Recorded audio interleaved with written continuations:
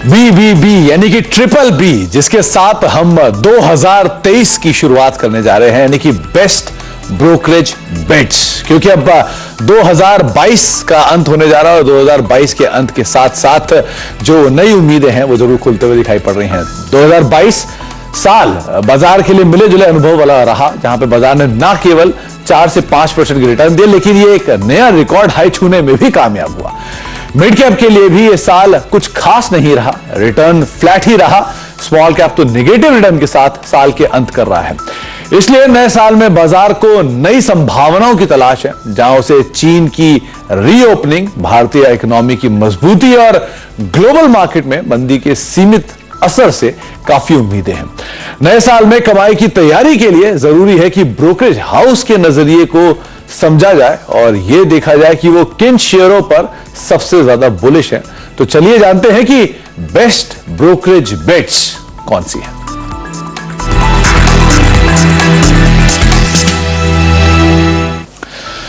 तो आप इसे बिग ब्रोकरेज बेट्स मान लीजिए, बेस्ट ब्रोकरेज बेट्स मान लीजिए, लेकिन तरीका या फिर कोशिश यही है कि आपको ज्यादा से ज्यादा बेहतरीन कॉल्स दी जाए और इस साल की शुरुआत में वो शेयर्स बताए जाए जो कि अगले साल शायद परफॉर्म करते हुए दिखाई पड़े, और जानकार क्या मान रहे हैं कि किन शेयरों पर आप at least medium to long term के लिए बेट कर सकते हैं।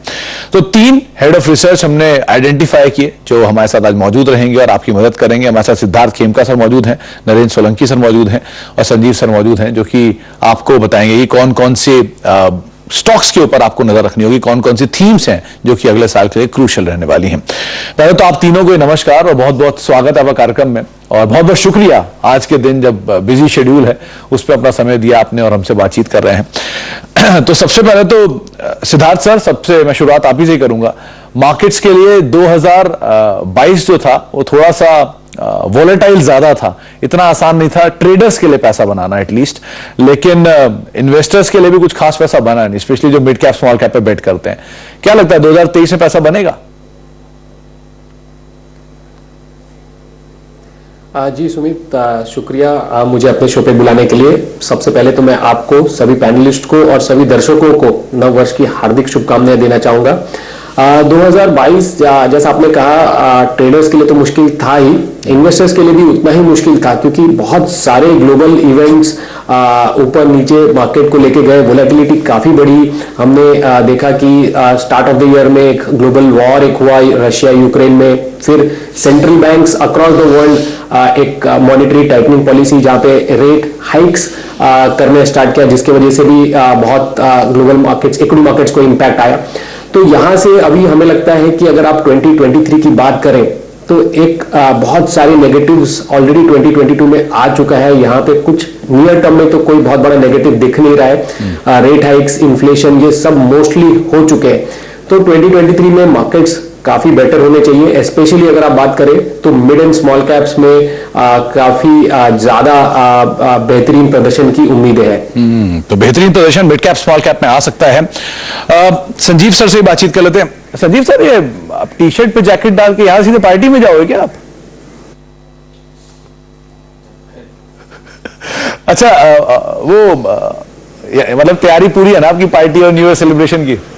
जी सुमित, गुड आफ्टरनून। तैयारी पूरी है।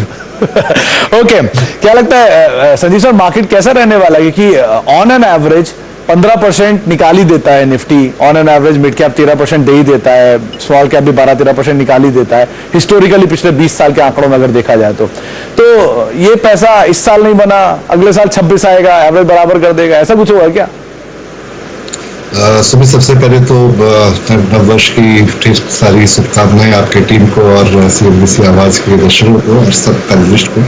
मुझे लगता है कि 2023 में एक क्लोज बैटल होने वाला है पॉजिटिव और नेगेटिव न्यूज फ्लो में, क्योंकि ये 2023 में हम देखेंगे interest rate cycle peak out हो जाएगा, इन्फ्लेशन पिक आउट हो जाएगा, डोमेस्टिक अप साइकिल चालू रहेगा, फिर उसके साथ में ही ग्लोबल रिसेशन और ये कोविड का जो फियर चल रहा है या बाकी जो ग्लोबल ट्रेड स्लो डाउन है वो भी साथ रहने वाला है। और latter part of the year में फिर जो इलेक्शन आएगा 2024 के, उसके में भी थोड़ा सा ये वोलेटिलिटी क्रिएट करेगा। लेकिन जब मैं सिद्धार्थ जी के साथ पूरी सहमत हूँ कि स्मॉल कैप और मिड कैप में जहाँ वहाँ पे मैजिक देखने को मिलेगा, तो क्वालिटी स्टॉक मुझे लग रहा है कि वहां पे ही सबसे ज्यादा परफॉर्मेंस करने वाले हैं 2023 में। नरेंद्र सर, क्योंकि ये जो भी बात हो रही है उसमें एक बड़ा चैलेंज ये भी है कि 10 राज्यों के चुनाव भी आपको मिलने वाले हैं अगले साल के लिए, आपको रिसेशनरी बातचीत भी है मार्केट्स के अंदर, इंटरेस्ट रेट सिनेरियो भी हायर साइड पर है, वॉर कुछ हद तक शायद खत्म भी हो जाए या नॉन इवेंट रह जाए, इस तरह की चीजों के साथ आपका व्यू 2023 के लिए? जी हाँ सुमित जी, सबसे पहले हैप्पी न्यू ईयर सारे व्यूअर्स को और आपकी टीम को। जी, हमारा व्यू इसमें ये कि इनिशियली जो साल का जो पहला क्वार्टर होगा उसमें थोड़ी बहुत जैसा भी मार्केट है मिक्स्ड टाइप का वो रह सकता है।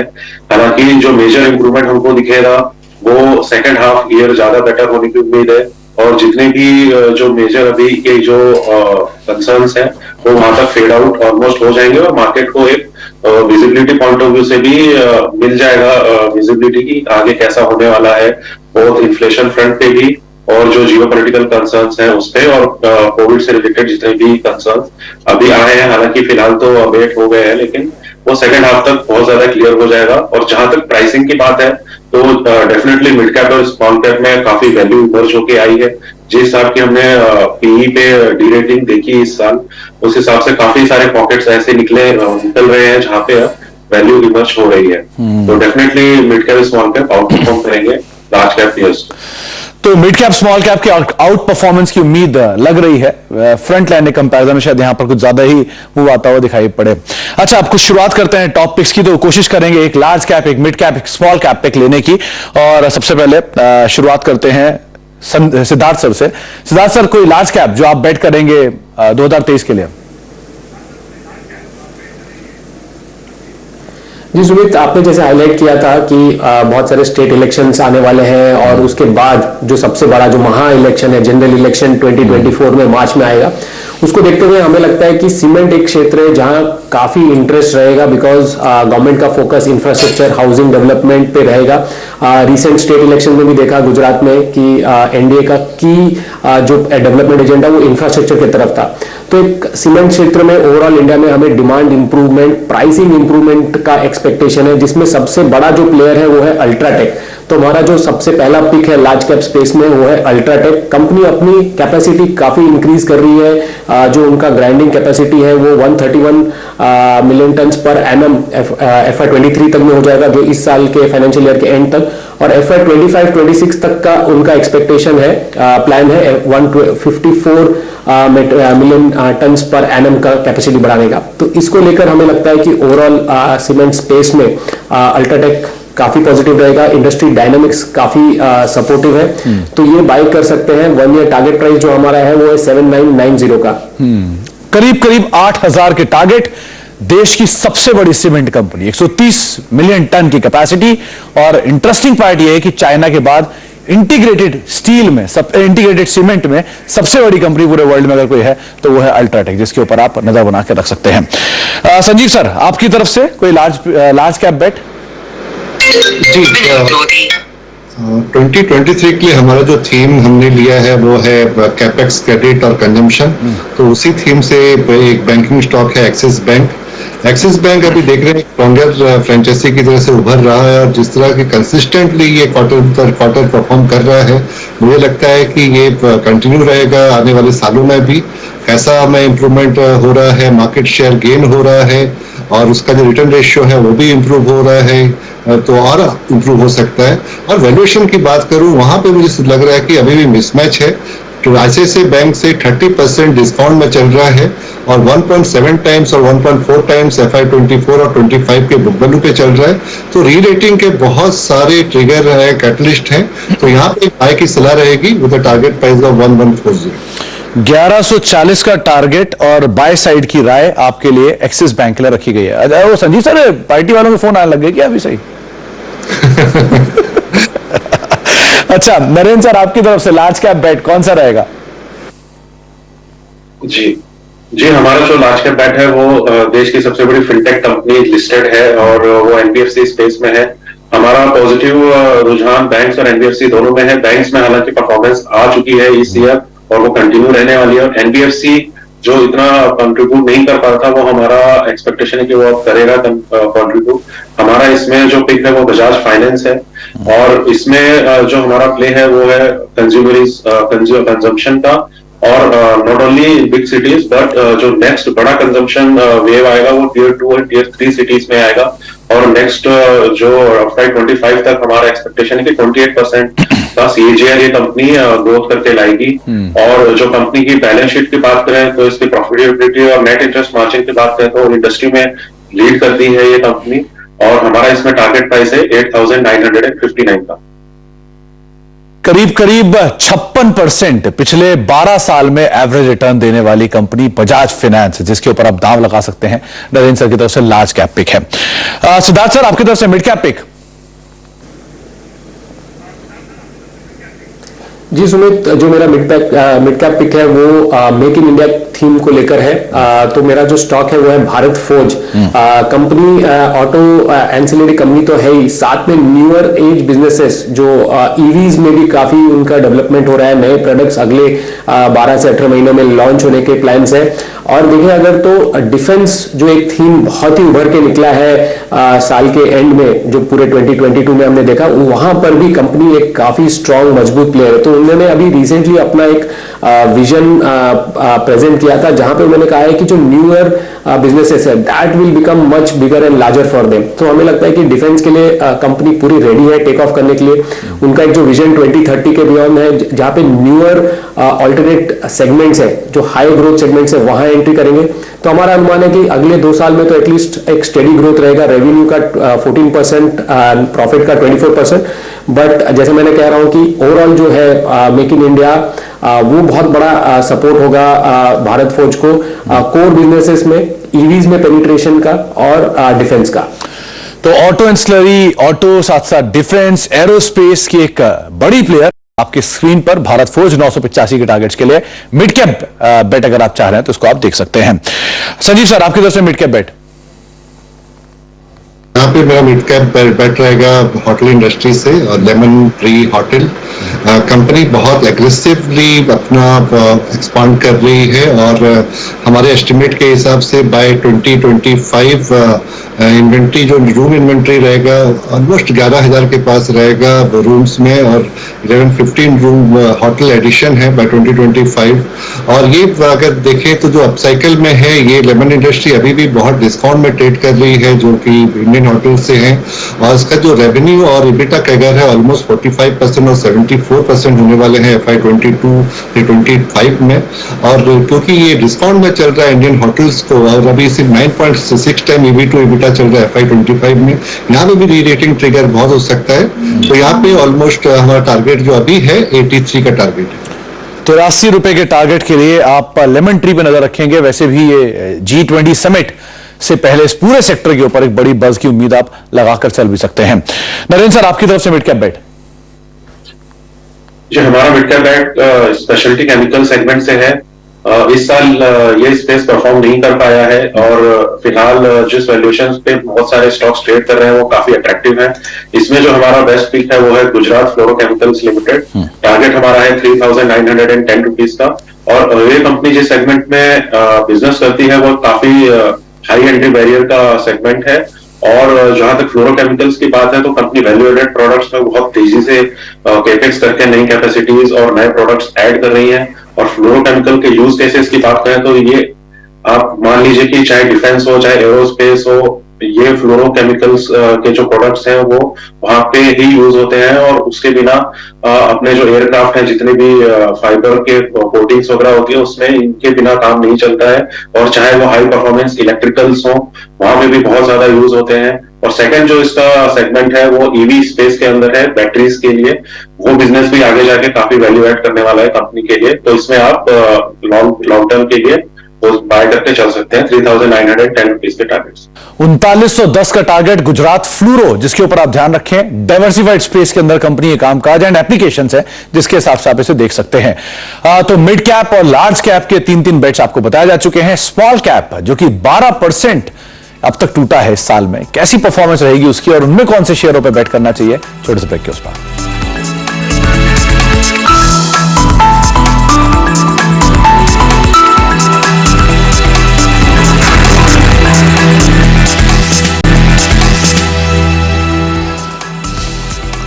आप देख रहे हैं हमारी खास पेशकश बेस्ट ब्रोकरेज बेट्स, जहां पे हम 3 जानकारों के जरिए आपको बेहतरीन से बेहतरीन पिक्स देने की कोशिश कर रहे हैं। हमने लार्ज कैप कवर किया, हमने मिड कैप कवर किया, अब कवरेज की बारी है स्मॉल कैप की। सिद्धार्थ सर, आपकी तरफ से स्मॉल कैप पिक कौन सी रहेगी, किस पर आप बेट करोगे?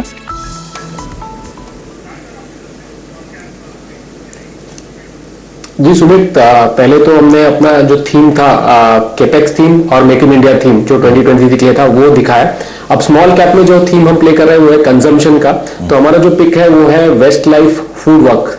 कंपनी ने हाल में अपना 5 ईयर विजन प्रेजेंट किया था, जहां पे कंपनी टारगेट कर रही है अपने रेवेन्यूज को ऑलमोस्ट डबल करने के लिए 4 से 4.5 हजार करोड़ का रेवेन्यू लेकर आने का। और जो ये अचीव करने का टारगेट है वो अपने स्टोर एक्सपेंशन को लेकर करने की उनकी प्लानिंग है, जो अगले 5 सालों में 250 से 300 नए स्टोर्स खोलने का टारगेट है।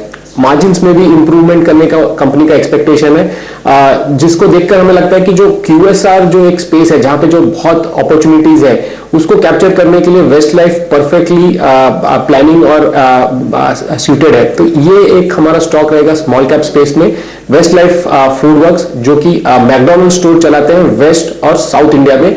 हमारा 1 साल का टारगेट है 950 का। तो मैकडॉनल्ड की इंडियन फ्रेंचाइजी जो ओन करते हैं वेस्ट लाइफ फूड्स, इसको आप 950 रुपए के टारगेट्स के लिए बेट कर सकते हैं स्मॉल कैप स्पेस में। संजीव सर, आपकी तरफ से स्मॉल कैप स्पेस में कौन सा नाम है?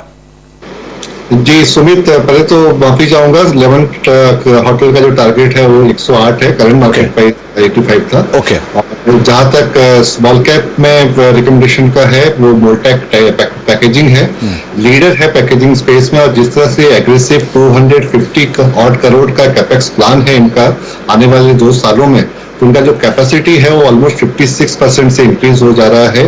और जितने भी इंडस्ट्री को कैटर करते हो, पेंट्स हो, ल्यूब्स हो, FMCG, फूड, फार्मा, सभी ग्रो कर रहे हैं। तो मुझे लग रहा है यहाँ पे जो बिजनेस विजिबिलिटी है बहुत हाई है। हम लोग ऑलमोस्ट 30% का कैगर एक्सपेक्ट कर रहे हैं FY 22 से 25 में ये कंपनी में। और रिटर्न रेशियो तो अभी 20-25% ऑलरेडी है। और वैल्यूएशन की बात करें तो 21 टाइम्स ट्रेड कर रहे हैं FY 25 पे। बैलेंस शीट बहुत ही स्ट्रांग है, लो डेट टू इक्विटी है। तो यहाँ पे भी लगता है कि अच्छा रीरेटिंग हो सकता है। और यहाँ पे टारगेट प्राइस होगा मेरा 1174। तो मोल्टेक पैकेजिंग के ऊपर आप नजर रखिए, एक शानदार नंबर्स पोस्ट किए थे कंपनी ने, और वो जो ग्रोथ ट्रेजेक्टरी है शायद कैरी फॉरवर्ड हो सकती है। 1174 रुपए के टारगेट्स के लिए आप इसके ऊपर बेट कर सकते हैं। और नरेंद्र सर, आपकी तरफ से स्मॉल कैप स्टॉक?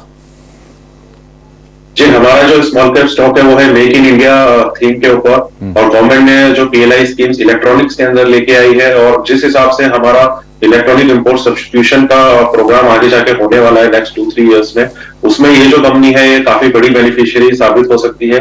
कंपनी का नाम है सिरमा SGS टेक्नोलॉजीज लिमिटेड। इसमें हमारा टारगेट है 364 का। और जो कंपनी हम एक्सपेक्ट करते हैं कि कंपनी 30% प्लस CAGR क्लॉक कर सकती है FY 26 तक। और जितने भी सेगमेंट्स हैं, चाहे वो अपना IT हो, ऑटोमोटिव हो, कंज्यूमर हो, टेलीकॉम हो, रेलवेज हो, इसमें ऑलरेडी कंपनी अपने प्रोडक्ट्स सप्लाई करती है। और जैसे जैसे इन हाउस इंपोर्ट सब्स्टिट्यूशन और कंजम्पशन बढ़ेगा तो कंपनी का बिजनेस की ग्रोथ की संभावनाएं काफी अच्छी हैं। तो इसमें आप सिरमा SGS टेक्नोलॉजीज में बने रह सकते हैं अपने लॉन्ग टर्म के साथ। तो लंबी अवधि के लिए आप सिरमा SGS, हाल की ही लिस्टिंग है, 364 रुपए के टारगेट्स के लिए आप इसे देख सकते हैं। और एक अच्छी ग्रोथ की उम्मीद यहां पर नरेंद्र सर लगा रहे हैं स्टॉक के अंदर। एक एक करके तीनों स्टॉक का या तीनों ही जो बेट्स हैं उनका एक रैप आपके सामने आता हुआ दिखाई पड़ेगा, कौन कौन से स्टॉक्स के ऊपर हमने बेट किया है लार्ज कैप के लिए। तो तीनों जानकार मान रहे कि लार्ज कैप में आप बजाज फाइनेंस पे दांव लगा सकते हैं, अल्ट्राटेक सीमेंट पे दांव लगा सकते हैं और एक्सिस बैंक पे दांव लगा सकते हैं। अगर आप लार्ज कैप ढूंढ रहे हैं, तो आप मिड कैप ढूंढ रहे हैं तो आपकी स्क्रीन पर 3 नाम, गुजरात फ्लोरो, भारत फोर्ज और लेमन ट्री होटल, जिनके ऊपर आप बेट कर सकते हैं। और अगर आप स्मॉल कैप ढूंढ रहे हैं तो आपकी स्क्रीन पर 3 नाम, सिरमा SGS, वेस्ट लाइफ फूड और मोल्टेक पैकेजिंग, जिनके ऊपर आप बेट कर रहे हैं। आप तीनों का बहुत बहुत शुक्रिया हमारे साथ मौजूद रहने के लिए, हमसे बातचीत करने के लिए। और आपको, आपके परिवार को, आपकी पूरी टीम को CNBC आवाज परिवार की तरफ से बहुत बहुत शुभकामनाएं आने वाले साल के लिए। तो बाजार को लेकर सभी जानकार बुलिश, और लगता है कि मिड कैप स्मॉल कैप थोड़ा सा आउट परफॉर्म कर सकता है, लेकिन बेट्स कहां पर करनी है, कौन से क्वालिटी स्टॉक पर रहना है, उसको जरा आप ध्यान संभल कर ही चयन करिएगा। इसी के साथ हमारी इस खास पेशकश में इतना ही, लेकिन अगले साल के लिए स्वस्थ रहें, मस्त रहें। नमस्कार।